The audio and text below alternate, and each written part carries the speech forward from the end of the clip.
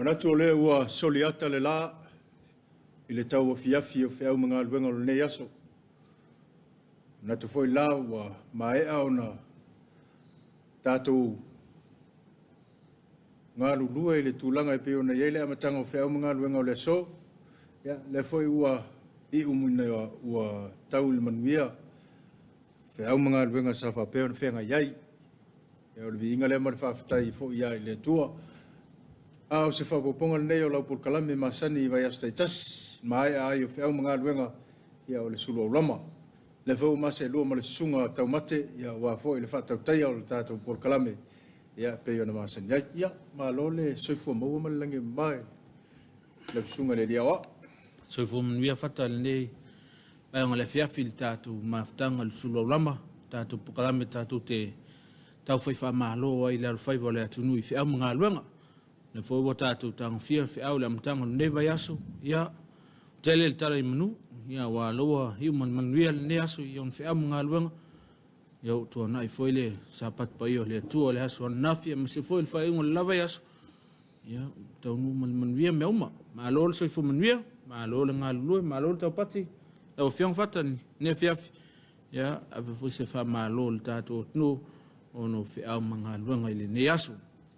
Ia, mo I awe le tātou whawhitai ma le whamalo, Tapuaiga le au whaitatalo, sunga fo I whawhiangainga, ia, me se fo I o le au salevi, I so se whatawhaitaulanga I tutono o le tātou atunu, ue le ngata I Samoa nei, ia a whape fo I atunu e mamau, ia ono lau tau no whatatalo, ia ua manuia I whiau mga luenga o le so, mo li eile nganga whawhitai tele, ia I lau tau pito la au o lo whapeo na whianga iai, ia so taitasi o wale, Tapuaiga o whaiva Samoa, ele ngata I Samoa nei au atunu e mau. Yo, ia ele ngata la o le tau whaitalo a wale al whaiva le atunu. Ia, me se foi le aso anafi, a Samoa moal ne masina, ia, tang fia foi o le upfolfola, ia me se foi o le luflufuino le tino ma le toto no tatu oli, ia, le asa ele aso anafi, ia, sa ele fa malo sunga le ya fata le Afiafi ya fa malo te to malo la val talo yo lo manuel al faiva le atunu fa malo I taitai lo tatu tunu mai la vai la na fiong le malo le malo malan masiofo ya su el fono sito fia malon faltua le fa to ata nu mai ya tunu mau le sa ta nu mai pon po ya malo la val so fo manuia fa malo fo la fiong al fon fetalai ya male official le fono ia va pe foi le Faamisionare ia o le loia sili ma le vai ngal Faamisinonga fa malot foi I sui fai pule uma I tu malo te tasel sa to tnu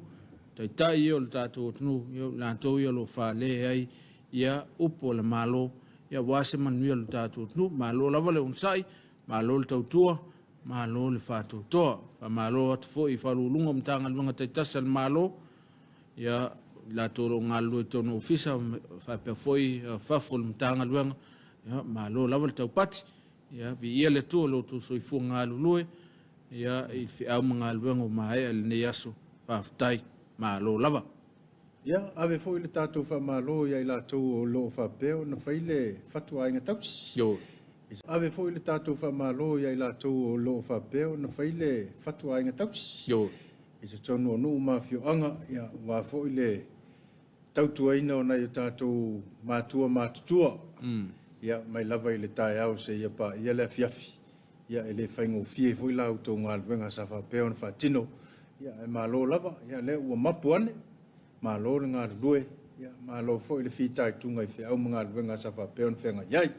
fa malo I malo fiasia o le tato tnu ya so foi na file sa tau nu mai le vale ni sila ia to telefone yo tatu tangata ia wa fiasia mai foi ya me se foi o tourist la to ta fa mai ya wal termine o lo malulu atu no mau ya sa ili foi il mafan ya fa malo tio to malo la so fo manuia malo le unsai fa malo fa na waonga ya amata foi dia onga neva yaso ya le o mai o I man manuia fa malo tio to malo le unsai o to io lumana io tatu nu ya o io lo o lo a onga I kolisio avele se pale mio le tatu nu ya so luma me se foi ni fo mai malo lava le tau sinio ya to titi lava tato au lia fa un neto sanga fa malosi ya fa malo to ya lim te mai tai fa ya onga ya o pule a onga ya un taitasi le ngata o kolisi maulunga malo ya fa pe foi ya kolisi maulunga e kalesia ya a onga tulanga lua a onga fa taitai ya university ya pe ona to ya matalia le neva yaso ya la to onga ya malo lava le unsai malo fa to ya malo lava le pale ya pa anga masani al tatou pol kalame o le Suluaulama ya o fea lava le tafa o le atunu fea le tafa o le lalulangi ya o lo fa peo na e mafuta mai ai ma e maua mai ai nei o nanga ya le televisia lo wainga ya ma tau te fa malo atu malo le ngalulue le nei aso ya ai le mama foi le manatu ya ua mafai ona fa tino le nei fa mo taua ya ona o le lango mai le mtanga luenga o ala mnuia malaipa ya fa pe fo ile company le SOS yo ya ai mese ai ya o le lango mai ale papa instant coco Samoa ya ua mafai ai ona fa tino le nei fa mo taua ya ele fa ngal foi lang me ni sum tangal wengal malo ya mi se foi ni so company ni so tatu po kalami ya o mfai ona wina tu sa to ilo maut malo malo laval so fu mnuia malo le unsai ya mtango ya o vai solun luo ni masina ya ife au manga luenga o te manato la fa sin tatu fa fianga fa le nganu ya awale tatu maftanga ne fia fitali mai fa wal tatu maftang ya usimail mai mo ni sine fa fianga awal tatu pukalam ul Suluaulama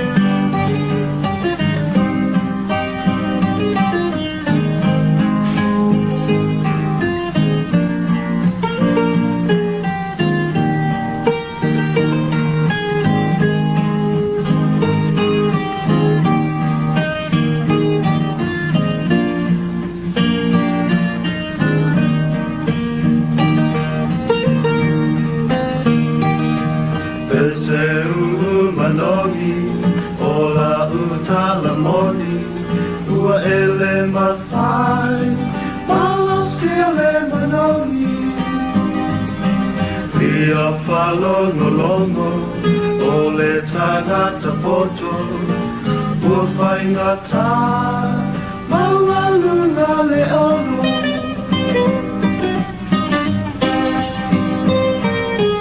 Ola faingata, ola leonga, inga selele. Anga elefa alia Tangi elefa tu umasemana Tu ua ele Talia no for my tangi Talu lefia Peso soani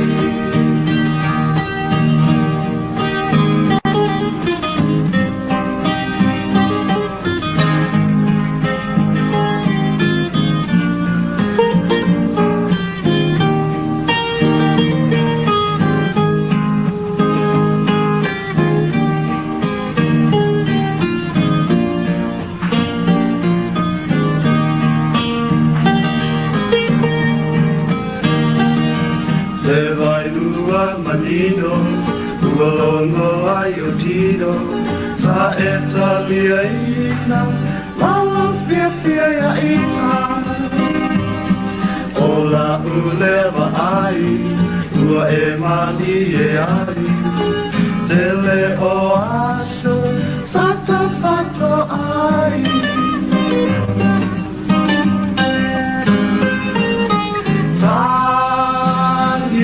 Lotu le maua o se tonu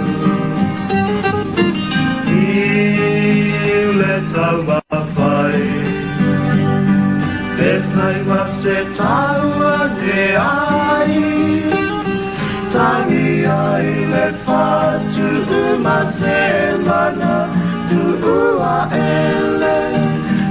Maria, no formatani, talulefia, esoasoani.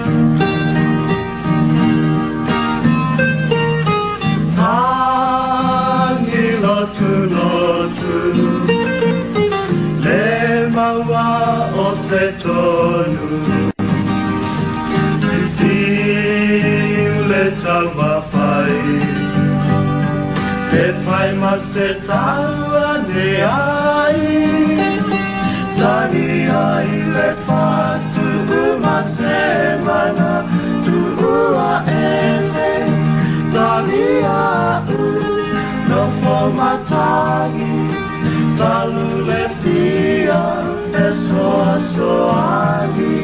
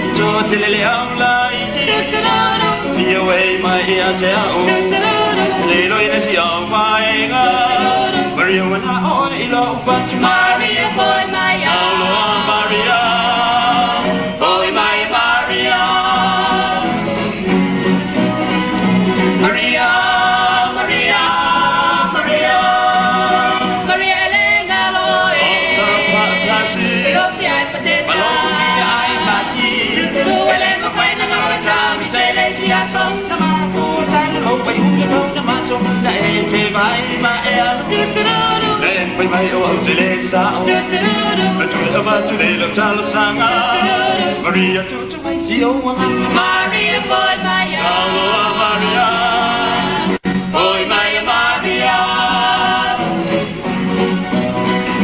Maria, Maria, Maria, Maria, Elena, Lola,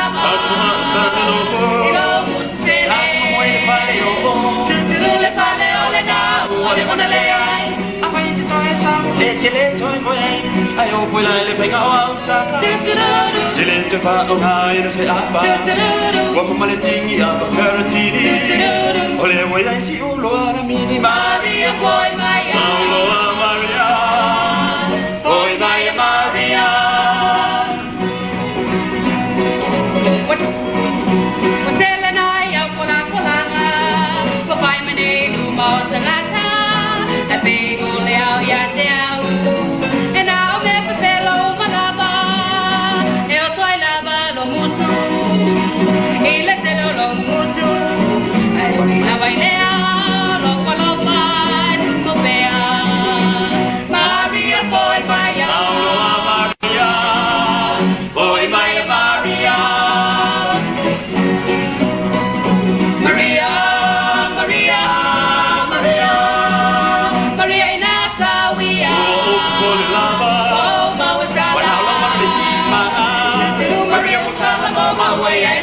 moe. Ele toia ola bano uli mai a te oe. Ai a whai e te toi mamuru mai. Tutururu. Te le tu tango e whai se mea ai. Tutururu. Olo to pia mana oi se si tama. Tutururu. Na ole papatu ai o mata Maria, boy, Maya. Maria. Boy, Maya, Maria. Maria, Maria, Maria. Maria, Samuel, Wesley. O sui lava ai. Wesa, Wesa. Masala olo e ai. Tulu Maria, Sawaia. Uma tuale patuanga. Wai e pele meno e si pele sa salapa. O tele koe ki umi ma pipu. Tutururu. Pepe tu kua amo mo ma konta. Tutururu. Te iwi e ta watu ma pipi pino. Tutururu. Ina i tara e rule e kupitu Maria, boy, Maya. Maria. Boy, Maya, Maria. Maria, Maria, Maria. Salole a el malama. Ita pao Maria. Open the fire, baby. E tene le polisia. Tuturu company Samoa, elele, ba alele. E ma kui kui e ora pe ti ko tu tele. Tele ko mole se me a e malanga. Tuturu. Se la ko se me you ma me ta ma pa. Tuturu. E tau si oi pa pele pele. Me te na mi o le to me ta i pele. Maria, boy, Maya. Maria. Boy, Maya, Maria. E tu mo pele matango pie. Ke soy puango chacho molai. Ke tu no le ngai ngole ke lote. O sa ngole le ngai loi. E to a file mulama. E a tu tu sa mutangata. Yo mo tu wama ngalo. E a lo mani tangata uma. Maria, boy, Maya. Maria. Boy, Maya, Maria. Maria, Maria, Maria.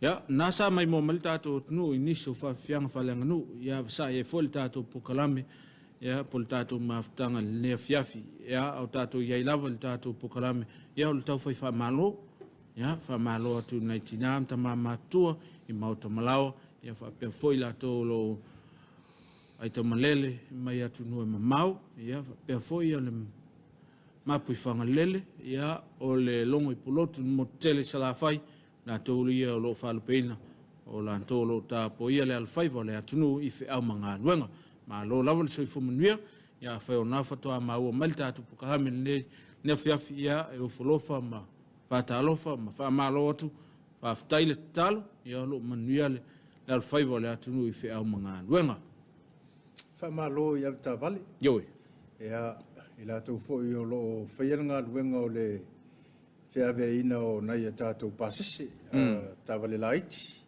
ia whape foi ave pasi, tā ua ia o tau ngā ruenga o lo whapeo na whi tai tunga ia iastai tasi.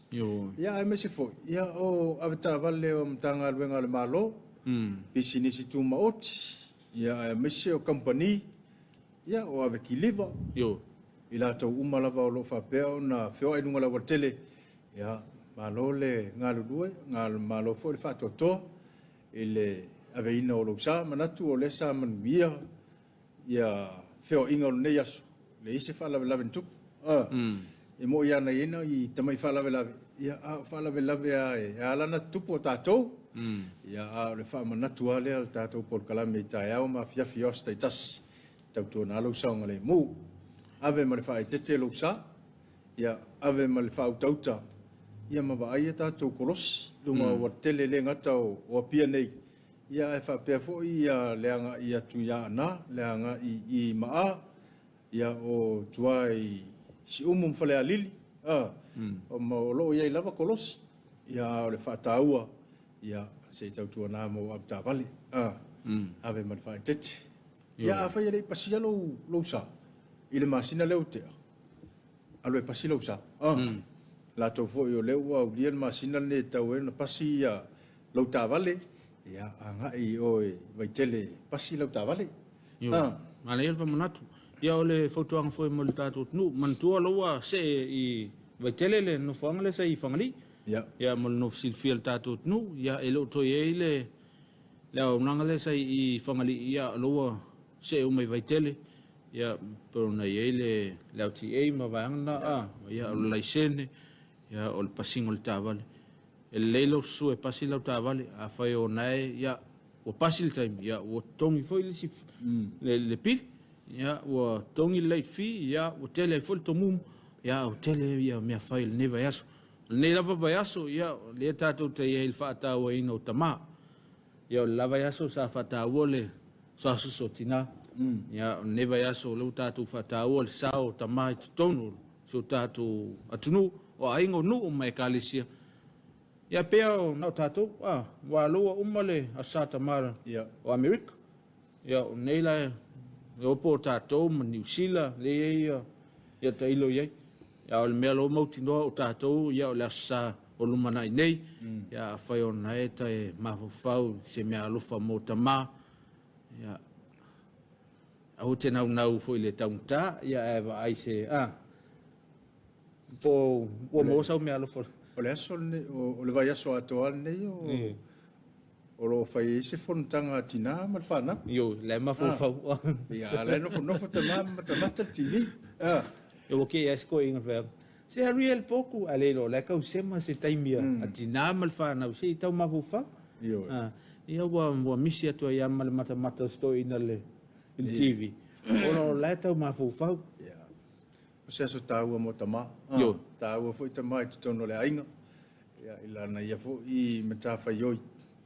ya ole fai o le udo le ainga ya o fautuanga foi ma tima inga e ave I le fanau ia matulanga uma fai ona tute masan pe ona masan ia yo o le ave yo ia fai mata mawa ia o se tu tau le ai tau tu na tina ma fanau ia ta pena lesi me ano fa motama o le foto anga motama o motina man fana ta pena lesi me ano au tama susu le au ngā mea lai whai. Poi wala ua, lai whaia. Lai whai au ngā mea. Whaia ngā mea. Ai ua te novo i nai te whalongolongo pole ale mea alo. Au te pole, o mai ale aso sa. Ai o mai whale aso sa ile se mea alo. O le ale se mesi li o le whafta i le tu. O le mea alo fasili na, o tātou lia mai le aso sa tama. Ya tele company ma pisinisi o lai wha alu la tau whalau ilo. Ile taimi. Ile taimi, mai se o le pau whapitoa wale aso sa tama. Ya e tāua tele. Ya le whamanatu ino le aso sa tāua. Ya tātou te mantua ai le sao nei o tātou tama. Ya ele ngato i la tō le wa whailangi le wholaunga. Ya pia whai tātou le soi fua mai le nei vai tau. Ya tātou te manatua ai lo lantu sao tāua. Ale a whaisin tātou malolonga. Nai fiang si fifiloi. Ya masai fo le tātou pokalame. Ya ele nei ni afiafi. Au si mele maimu.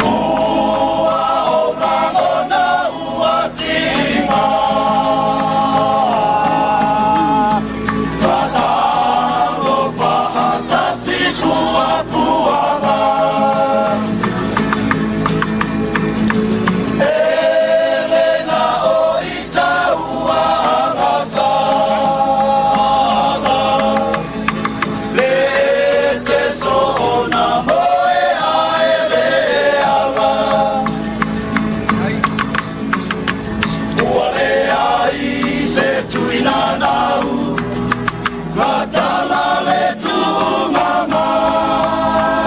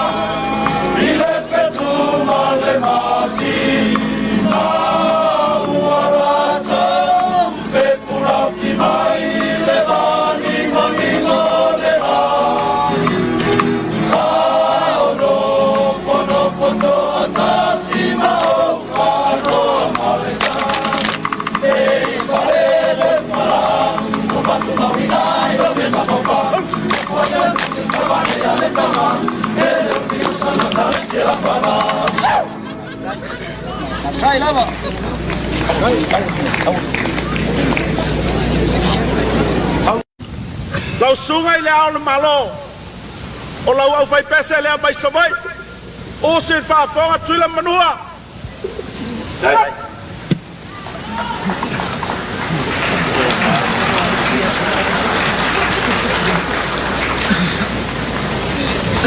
e mua ai fianga Samoa na avele mua ile atua o se whaafonga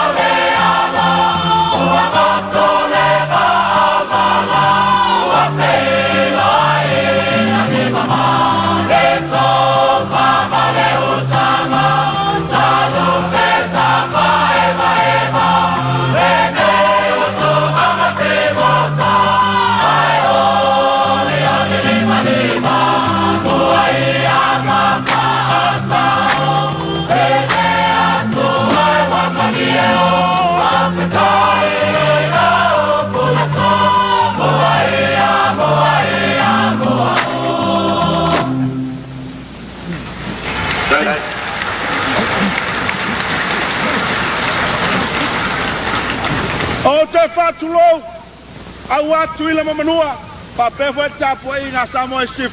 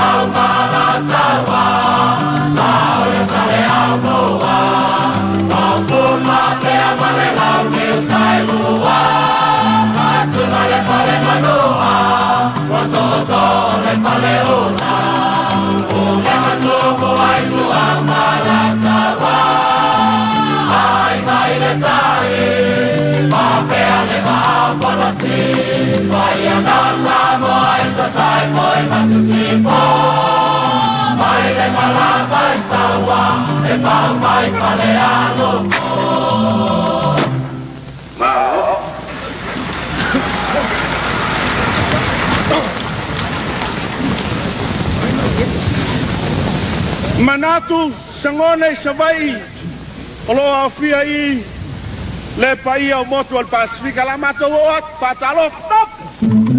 Aloha kia rana malolelei pula vinaka kia rana talapalava. It's a long time since we seen each other. Aloha kia rana malolelei pula vinaka kia rana talapalava. It's a long time since we seen each other.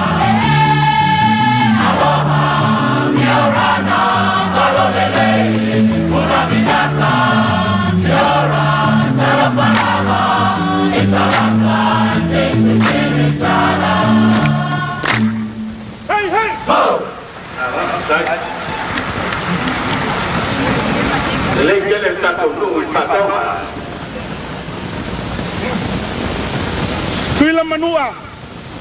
O fua mato mengao. Ma naya tuila. Le tio mai le siwanga mene tu fo ya. Fia mato wa mai ne ya to. No.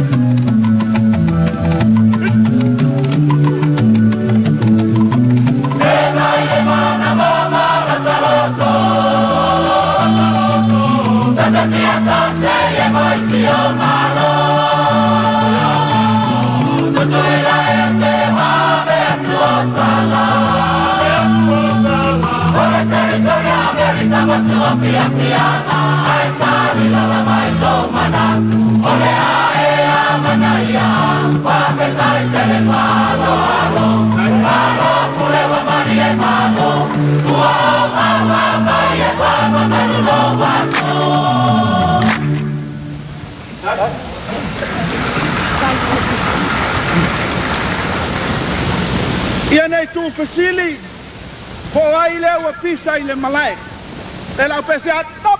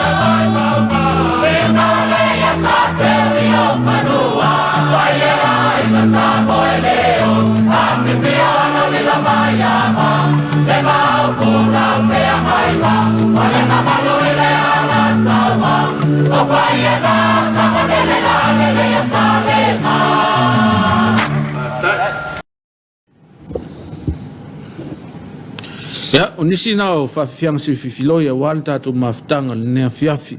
Ya ulfawawina tatu pokalame Suluaulama tali tulayono ya sa mai folta tu tofi ya wale tatu Tapuaiga ne Afiafi.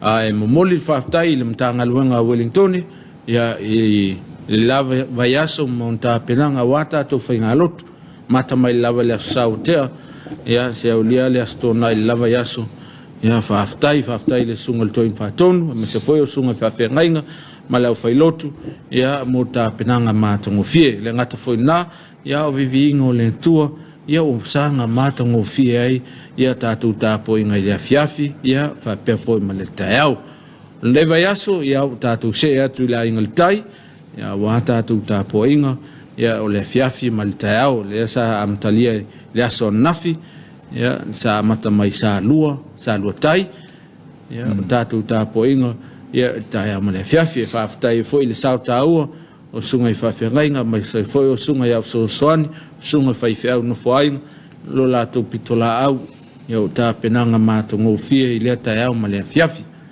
ia ai aua ne misia tali tu lai ono o tātou Tapuaiga ia me se foi o pesepesenga whaaleanganga o whaevangalia ia e sanga o mole atu ai le whiau le tala lei.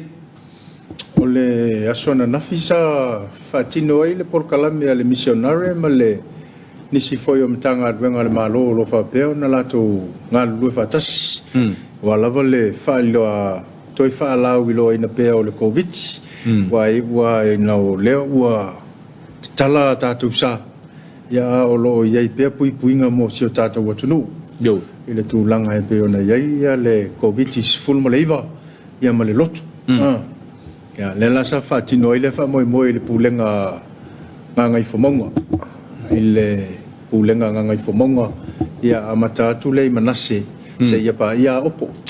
I le afiafi le soan nafi. Ia tāua fo il whasoa. E le ngata o le official missionary. Ia me se fo i o le mtanga alwenga o le soifua maloloina. O le mtanga alwenga o le fuimu. Ia me se fo i le mtanga alwenga lo leo. Na ona toi whamanatu atili. Ia mo le mamalo o le tātou atunu. Ia ele ngatala o le tūlanga e peo na i le COVID. Ia au le puipuinga mo nisi fo i whamai ono tupu mai. Ia o lo ave pele whiau. Whamanatu pele whiau. Ia mo le mamalo le tātou atunu. Ia i le tūlanga e peo na iai. Ta o tele le whamanatu o le ngāluenga whaipaanga le tangaluenga o soifua maloloina, o fuimu, o leo, ma le vaanga le Missionary. Ia la tau whamanatu, ia il nei vai tau. O le vai aso fau, vai aso fau le amata i no whasalauina le tātou pokalam. Ia. Ia mo le nofisilfia le tātou tnu, ia pia whai le i maua i tua inu, ma whioanga e mese fau o pūlenga taitasi, o le vai aso fau ia le amata lia fau le tasi o tātou pokalam na, ia wale whasalauina, ia o le lotu, ma le COVID. Mai tau atu le nei vai tau, ia il wha mai fau le wa mai fau i lapta inga o le soifua maloloina o le lalangi. Me se foi lava o le tātou mtanga luenga o soifua maloloina. Wha mai le whaingoinga o le monkeypox. Ia. Ia, o le sautala e mwhai ona pesi mai i mea ola se i tulou i le tangata. Mwhai ona pesi i le tangata. Ia, au maua tala fifia. Ia, mwhai ona tineia. Ia, mwhai ona fo ia. Ia le whawhitau li pia o mai wholi nei whamai lona winga e au pia on tātou no whasauni o le tāua nal whamanato o le Missionary ia ma nisi o mtanga luanga tāua pia on tātou tutu whatasi ia mai seo le tātou tāpena awani o tātou whatala le ia il nei vai tau o le o mai o whamai ia tāua le whamanato ia o te manato no wa lewa tāla tā wholi teimi le tāwhingalot. Ia, o lea ua tūlata li teimi o le tātou sauninga loto o le nea fiafi. O le tātou tofi o le sunga ia nulopa tulepa. Ia o lea o awhisosoani le EFKS ia pai. Tātou tofi na o lea fiafi nei. Ia ae manatu o lea tātou taliwa tu le tātou poto au tū. Ia mo nisi o pesepesenga whaleanganga, masiva whaleanganga. Ia, tā pena ai tātou uma. Ia wale sauninga roto le nei Afiafi.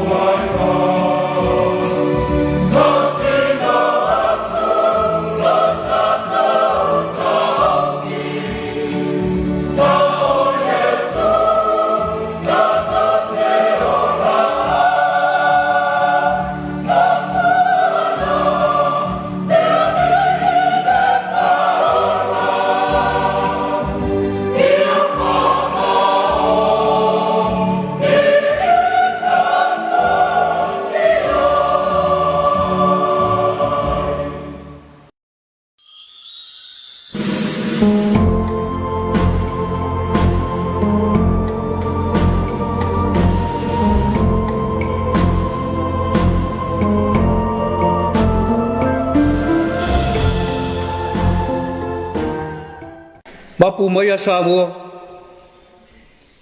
ife au mga ruenga o rene yaso, pa marore ngā rue, pa marore onsai, pa marore tautai, wai umale manuia fe au mga ruenga, sa whita I tunga ia isi o tātou atu. Ale a tātou tāpua I ire atua. Ai pei tai o nei, te whalangorango ia te oere ari e, o te whape atu, oe lawara o atua. Tātou te talo more a ngānga pa ia. Te atua alo whae, o taunu manuia le whauranga alo atunu uire nei aso. O iu male manuia whe au mga ruenga sa whita I tunga iairo mātou tama.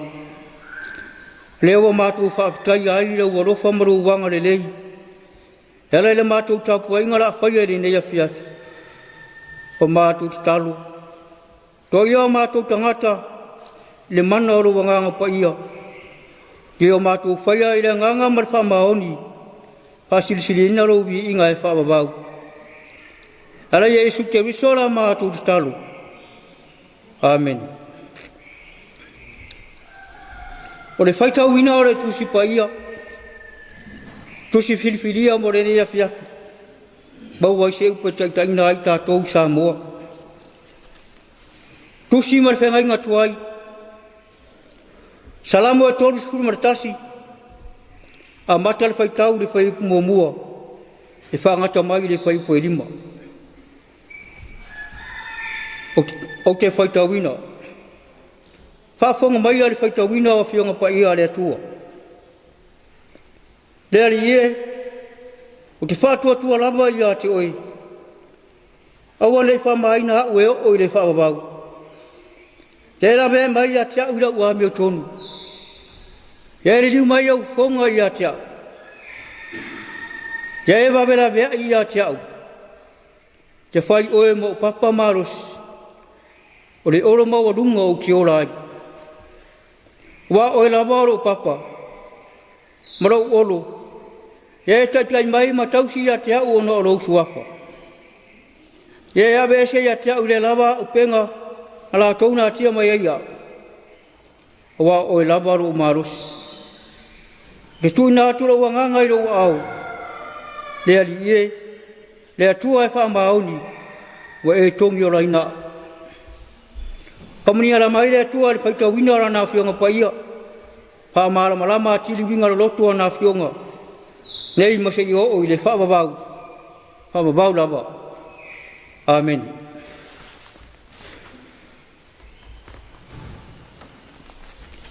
O le amoa se upe taitai nai tātou Samoa le nea Afiafi. Ma le tusi sa tātou whaitawina. Tusi a salamo, tolu skuru maritas. Au te fia whanga aina le whaipo e lima. I whaima matua e whaapea. Te tui nātura wanganga i roa ao le ali e. Le atua e whaamaoni. Wa e tongi o raina. O se manatu au tua e taitaina ai. I tātou Samoa le nias. Whamaoni e rofo le atua i ona tangata. E whamaoni le rofo le atua i ona tangata. A tātou tala noa roa i le rofo ma le whamaoni o le atua. E le ai le ilafu se poto. Po se ata mai o se tangata. E nā te toe au i ina. Pe nā te toe whamatatana ina. Le anga le lei ma le alofa wha maoni o le atua i le lalolangi. E amata mai lava le fua ina o le langi ma le lalolangi. Na ia whai ai rona poto ma rona mata i sau. Se ia o lava le tamu unga o anga ngaruenga. Rona whai o le tangata o le pale ali. O no alona arofa wha asua alona wha maoni i ona tangata. E tau role wha maoni o le atua. O lona winga, e moni ma atua toa. E wha atua tua ina e ona tangata. O e ma te tau, ma rorofa i ate ia. O le tusi whai tau le ne Afiafi. O le salamo a tāwita. O ia toa e wha matala ina ai le tu ina atua atoa o lona roto. I le atua ma le le ma salu. Patasi ai marana whawhitai le atua. O no alona arofa wha maoni i a te ia. Pe ato e toa maa natu tā vita i le hanga le lei o le atua. Parana tau singa i a te ia. A whenga i o ia maana tiu te whai i tonu o lona ainga. O tā vita. O le atari ia o iesel pe te le ema. Ma o ia fo i o le hui alon tama. O le ngaruenga tāwita te tonu alona ai. O ia o le leo mamoi. Na te wa aia le lafu mamoi alona tama. O tāwita fo. I leo si tangata e pai e. Pesal muringa o fia i ngaruenga. Wawala uinai o ia alona tama. A o ia o si tangata e tōanga. E ngarua e marewha maoni. O ia tangata e tō alona roto. He mai e o lawa i manu whi ai, la tau te whaatama ia maa moe o le lafu maa moe. E le isi anu muri, pe whaawai wai ai tāwita. E o lawa hoa i le toa tau ta ua Fristia, o kori ata le ingoa. I rona whia tama, o rona whia ola wha mau runga sai ai. E le tu mama aina lawa tāwita. A ia whaatua i lalo ina lawa. Pau o mawhai a tāwita o na whai o ia mea. ona le alufa whaamaoni o le atua i a te ia. Ai sea, e moni wa whaamaoni le whaatua tua, ma le loto tari tonu o tāwita e le atua o tangata uma. Hamaritalo, e le iwale tu lima, hamarianga le atua na awe i a tāwita. Na i ura na whaatua tua mara na whaamaoni i le whaaeaina, i whaamanuianga mai le atua. Wa filifilia e whai matupo o Israel. Oi, a whapewhea sauro lale sa wha i len fua. O le tupu foi o Israel. Ioi, e le aise mea whenga tā i le atua. Sira fia le atua mea uma, o lo i le loto le tangata, marona mawhauwhau. Oi loa e sauro, hamai wa filifilia le atua tā vita e whai matupo o Israel. Nao ia sauro le loto ti ngā ma le loto ita. Lena ia tamu whai ai loa. E whao le oti a tāwita. Ai peita. E le tūra fo ina le atua on tangata. E le popole iai tāwita. Mai le awe ia mea. E pupuni ai le loto tāwita. Mai le pipi atu pea. Ma le whaatua tua lona loto a toa mo. Te tari tonu i le alofa ma le wha maoni. I le atua i ono tangata. O le ala leo le whaakutai a tāwita i le atua. I mamori atua ilo na loto a toa. Ono o le tū mau o lona alofa wha maoni. E le li liu le tangata puapua ngā tia. E mana o mia moni ila na psoa swani. A le nā fusi whi au le tala le lei mo i tātou Samoa i le neafia. E tupu le whaatua tua i le taurangolongo. O le tātou o lau whaafonga mara tātou whaalongo, pēa i tala e winga le atua mara nānga lele. E tupu ai pēa lau soi fua mara tātou wola whaatua tua, ma lele māsalu salu. O i nāfo, tātou te langona i le alofa whaamaoni e le atua. O lo whaali mai pēa mo i tātou i taimi umba, māso umba. E whae aina i tātou e le atua, pēa wha tātou te ngaru due mara whaamaoni. Patasi ai mara tātou le whaalongolongo ti ngā i tofi mati ute. Ai maise o ngā ruenga o wala i nai tātou. E le pine na tātou maua leo whamanuianga mai le atua. O le ala lea na awina mai ai le atua na alopele o Yesu Keriso. Na mariu mato e tū manu maro i le oti mare tunga mau. O na alo na alofa whaamaoni i atu e mai tātou uma. Nei se yo o le fa ba fa manu ya tele Samoa le tua ya tu fi au manga renga la fenga ya i ma ta to ni nei ba yasu ono le sua fo Yesu amen ta to pe pese le pese se lau bar fulu le pese la ta to pese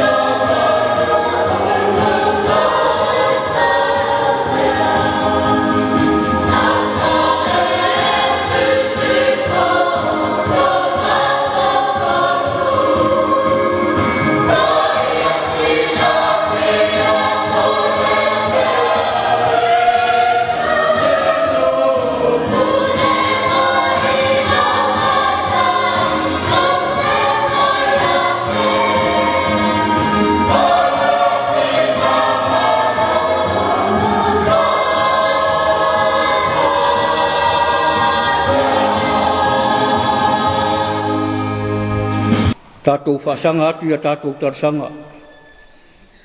O le talo le whaafetai, o le whaatou senga, ma momori atu nisi o tātou manha o i le atua, ma le talo whaamanuia. Tātou wifo ma te talo i le atua. E pa ia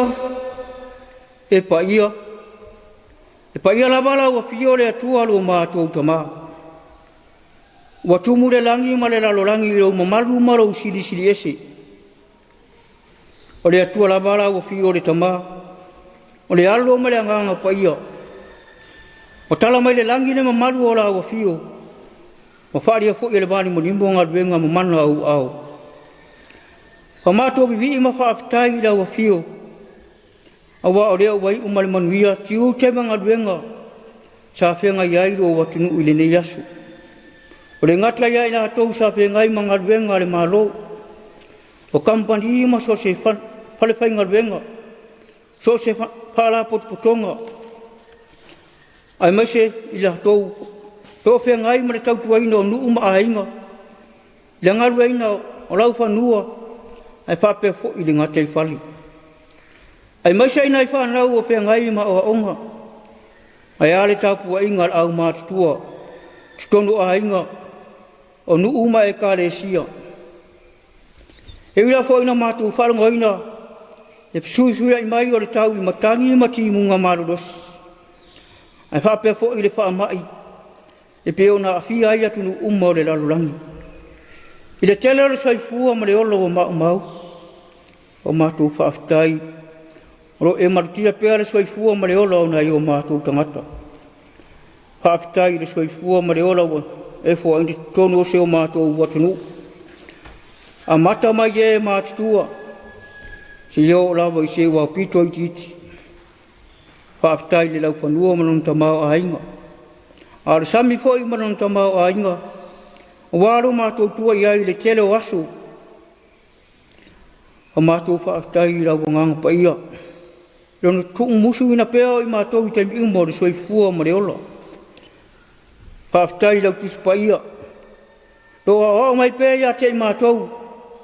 Na te whaamala ma le maina. A whaatonu i mātou le poto ma le mawhauwhau. Le whaafitai e le uma. O lo wala pele o Yesu Keriso. Elai lona soifua na o foina mo i mātou. Elai lona maliu manana toi tū manu maloi le oti ma le tūnga mau. E tu mau watu ila wa fiore vi inga o le pule a wau malawa. Tei mo se i o i le whawa wau. I atua pa i ai. O le atua i mamalu lo mātou ta maa rofa. O mātou langona whaatasi mara watu nuu i le nei Afiafi. O i mātou ni tangata ngasala. O mātou toi lalo so o i wha so songa le fili ma le ti apolu. O mātou pole i mea le lalo rangi. Matuna naunga o mātou loto. E o mātou whaangalo aila o fio. O mātou le whaamahaoni le whatino ino o mātou wala wina. E alei tofi matiu te wai tofi ai i mātou. Mātou te ngaru ue ai. A mātou mumusi a bea i mātou mau whanau. Matutumo o mātou loto i winga leanga ma le matanga. Le atua mo manai. Ha mangalo le fonga si o mātou watunu o Samoa i le Afiafi. Mai atalia mai la mātou whaato e senga. Hei o mātou wola i se o langa fōu. E ala le taulanga silisili na whai ai Yesu Keriso. Walona lava alofa tūnoa. Le atua tali manaha oe. Le atua e alofa fua ma alofa muti wali. Se e alofa ngia tunu uma o le lalolangi. O whea ngai ma le wha amai ma tautia. Wa tele le soifua ma le olo wa ma umawai. Ale ngati ai lea o taua ma whewaiwa inga. O whalawe lawe te tupu whaafua sei. O ila atua fia ai ma fia wheinu. Ieri atua. Ia o atu ai lau whaasua whalea nganga. Te e whamunui ta maa matinaro watunu o Samoa. O mātou ta maa. Whamangalo lei whonga sio. Le whamanui ai le tama whanau ala atunu o Samoa. Oro i atunui ma mau. Wala la to soi fua sa i malo. O wa se manuia Samoa mo le numana. Ai me se fo le tau tuai no ainga. Nu umare e karesia. Ha manuia la wa fio ya Samoa. Ko ele mau tele ye wa be ma taita. Taita I fa le malo. Taita yo e karesia. Au nu fo I ma ainga. Se e fa manuia I fa na wo lo tu nu o fe ngai ma wa onga. Ko le poto ma la tamai na ia mau so la to mana I manuia. Na ia fa fie na I la to ya so umma. Ha manuia la wo fio tama ma tina ma tutua. Si o la wo se wo pito I ki o lo tu. Ai le ngata lea.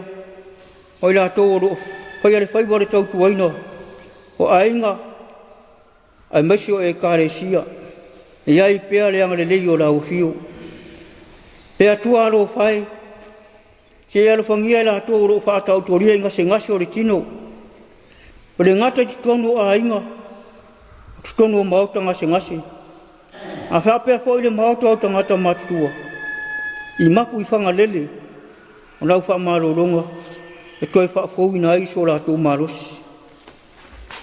Se e fa manuia I la fanua man ngata I fale o lo watunu. A wale tua iai o tangata. Ha ma fana la wo fio ye o fano noa. Ona o lau wala au pa ia. Ha manino ma fa mala malama atili. E la wo fio. Binga lo loto wo fio nga pa ia. Do mato loto ma o mato nganga. Ina ia nga moru mato wola wa so umma. Ala mato talo rea. Atasi ai mata talo rea le o au tangata. I fai pe ia I lo fina ngalu. Ai au o lava o mato lo. Ale manuia ma le file mu ala wa fio le atua le tama. Le lo pasili sili esio Yesu ke risolo mato wali I ma le faola. Ale mafutanga ma lo lava nga pa ia. Tumo moja I o mato lunga. Balunga lo watu nu o Samoa. O le whanau le lalolangi ato. Ne I se yo o le whababau. Whababau lava. Amen.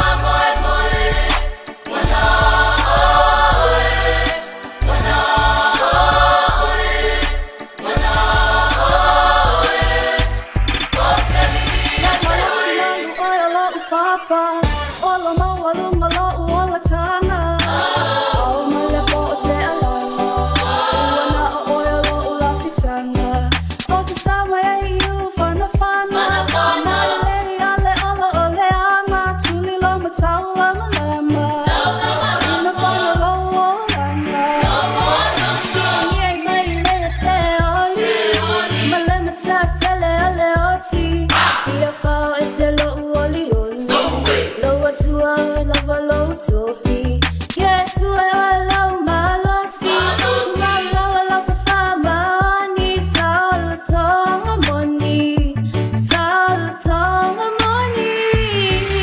Olo soi olo wali ea tua esili o te fone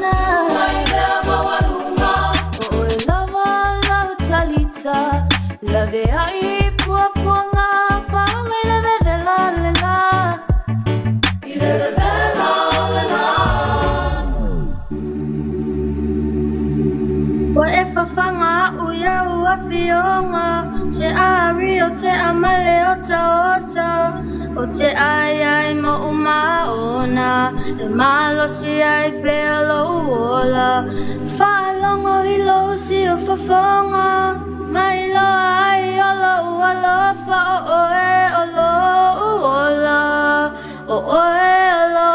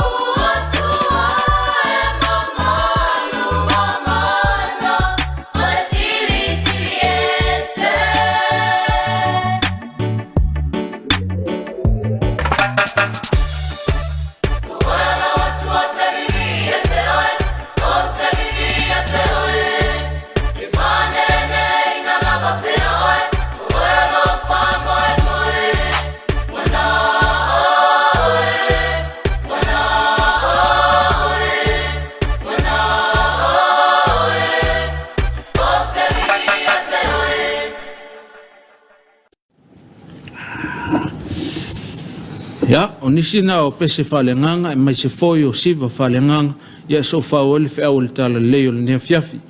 Ya pe ona ta pena ile sunga le so swani, sunga ya no lopo tu la epa, ya male kalisia e fakasa hapai.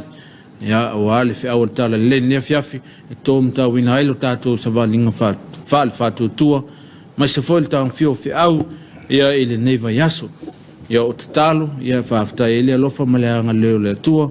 Mai se foi o viingo le tua mata ngo fie me uma aftai le sunga le so soni mai se foi o le ainga asafo male au fai pese mo viingo le tua le ngato le fe au tala le mai se foi o tal sanga ya ma viingo le tua fai ma viingo le tua na tia pe le fata wal tangata talo le ala ata ya Emmanuel sunga le so soni mal fal tua mesel no foial ya pe foi le kale sia yon puna vai sese ya malo laval sauni malo le ta pena ya manatole mai mo mai nisi o tatou faalinga ya me se fo yo fa silanga ya wa fo le no fosila fia ma malo le tatou tunu Fasisilanga o suenga o lufale kolisi faafaife au I malua, luafe lua se fulu malilua.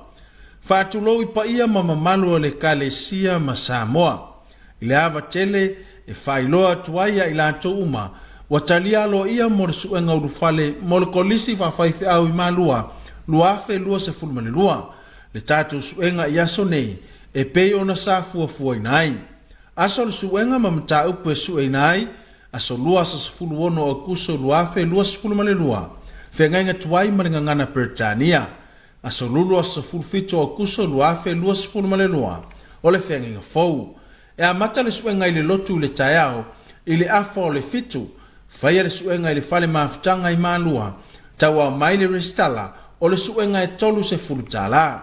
Whaftai, sa inia ele liupule, o le kolisi whawhaife au I malua. Fasisilanga le whilo inga I powesi.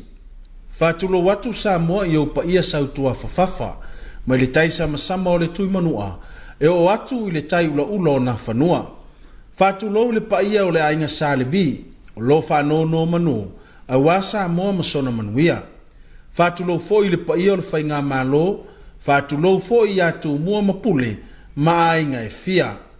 Ale a fasino tonu le nei whaalinga I suli mafeoi, o mali e toa talavou, o lo ia tunu e mamao ma Samoa atoa. O vala watu ma le whaaloalo, o le a whaia le tātou whilo inga I lo tātou maota I powesi I sapapali I le aso se fulu lua au kuso luafe lua lua, I le itu la iwa I le taiao, mana tua maila o saofanga ma sauta itai. Sa inia le nei whasilsilanga, papali I petoni ala I lima, papali I talamesi fitse manu, papali I perkanu sa, mo le nofo a swafo o le tātou wainga. Tātou wheloa I le aso, whaaftai. Fasisilanga o suenga o lufale kolisi whaafaife au I malua, luafe lua se fulu malilua. Faatulo I paia mamamalu o le kalesia ma Samoa. Ile ava tele e whailoa tuaia ila ato uma, watalia lo ia mo le suenga o lufale mo le kolisi whaafaife au I malua, luafe lua se fulu malilua. Le tātou suenga iaso nei, e pei ona sa fuafua inai. Aso le suenga mamata upu e sue inai, aso lua sa sefulu ono o kuso luafe lua sefulu malilua. Whengainga tuai malingangana Britania. Aso lulu sa sefulu fito o kuso luafe lua sefulu malilua. Ole whengainga fau. E a mata le suenga ile lotu le taiao, ile afa o le fitu. Whaia le suenga ile fale maafutanga I malua. Tawa maile restala, o le suenga e tolu sefulu tala. Whaftai, sa inia ele liupule, o le kolisi whawhaife au I malua. Fasisilanga le whilo inga I powesi. Fatulo watu Samoa I upa ia sautua fafafa, mai le taisa masama o le tui manua, e o watu I le tai ula ula o na whanua. Fatulo le pa ia o le ainga salevi, o lo whanono manu, a wa Samoa masona manuia. Fatulo fo I le pa ia o le whainga malo, fatulo fo I atu mua mapule, ma ainga e fia. Ale a fasino tonu le nei whaalinga I suli mafeoi, o mali e toa talavou, o lo ia tunu e mamao ma Samoa atoa. O vala watu ma le whaaloalo, o le a whaia le tātou whilo inga I lo tātou maota I powesi I sapapali I le aso se fulu lua au kuso luafe lua lua, I le itu la iwa I le taiao, mana tua maila o saofanga ma sauta itai. Sa inia le nei whasilsilanga, papali I petoni ala I lima, papali I talamesi fitse manu, papali I perkanu sa, mo le nofo a swafo o le tātou wainga. Tātou wheloa I le aso, whaaftai. Iau nasa mai mo mali tātou tnu inisi o whasilanga, ia mo le nofu silfia le tātou tnu. Iau lātou whamanatuina o lātou soifua I le so, ia mo ngā lofa, ma whamlianga mai le tātou walata, manuia tele le whamanatuina o toa soifua. Ia lātou foi oftia le apungsa, ia ele anga leo le tua, ia ele mawhanwhano le tua, le ngato sa mo nei, ia whapea foi atu nua mau. Au te manatu ona o tātou taunu mai foi si ui o tātou po kalame, ia e moli whaftai tele, ia I paanga le tātou ala ata, ia mwhai ona lango ina le nei po kalame, pe ona iele tanga luenga pisnisi, ala manuia maleipa, ia whapea foi le kampania le SOS, ia o le papa instant koko, paangang lea le tātou ala ata, wa ma whai ona lango ina, nisi o le tātou pokalame o Suluaulama. Nisi o tātou pokalame le poana nei, fitu ia tātou Samoa taumolongo afa le tūlai valu o le tātou laua sinsina ia niso ma whasolo to ia lava ia il tātou atatifanga mo le poana nei a tātou toi whiloi tai au i le tūlai lima i le Afiafi sei pai e foli tūlai fitu ia le anga leo le tūle ne Afiafi ia o le taualunga na o lau Suluaulama le vanga le Afiafi moli le nganga whaafitai ia il mamalu o le tātou atunu o le mafuta mai ia o le afoi sau tau whaafonga ma sau tau silasila ia i se tū maseanga ua le tau tamale i lau whaafonga le ne Afiafi ia malua vei fale lau finangalo ia manatu lava tau mwhai lava ina ia momoli le whiau ia ala fo i le mai mo whaafonga o tātou atunu tātou toi wheloa i le asoa tai au ia manuia tele ia lau mai moanga le ne Afiafi ia manuia fo i malo longa o le po tau whaasoi fua.